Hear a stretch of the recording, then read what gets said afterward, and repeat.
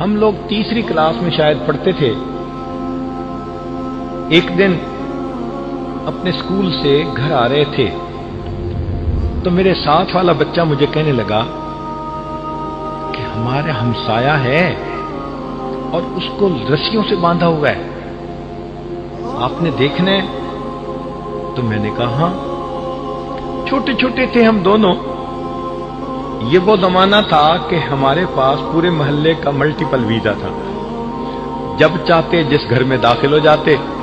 ہر گھر میں عورتیں پیار کرتی, مرد پیار کرتے, جو دیکھتا وہی سینے سے لگاتا. تو چھوٹی سی عمر تھی, اس کے ساتھ جا گئے. اس نے مجھے کھڑکی سے دکھایا تو میں نے ایک بندے کو دیکھا کہ واقعی اس کو رسیوں سے باندھا ہوا ہے, بال بکھرے ہوئے ہیں, اور وہ تھوڑی تھوڑی دیر کے بعد کتے کی آواز نکالتا ہے, کتے کی طرح بھونکتا ہے.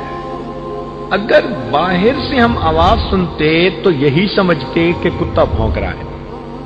آنکھوں سے چونکہ دیکھا انسان تھا تو حیران. اس کو دیکھ کے میرے اوپر ایک خوف ستاری ہوا.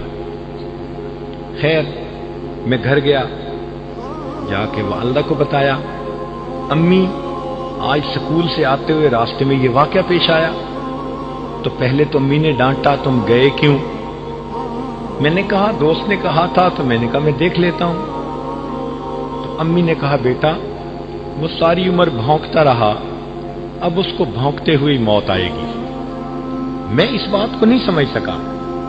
2-3 دن کے بعد اس بندے کی وفات ہوئی.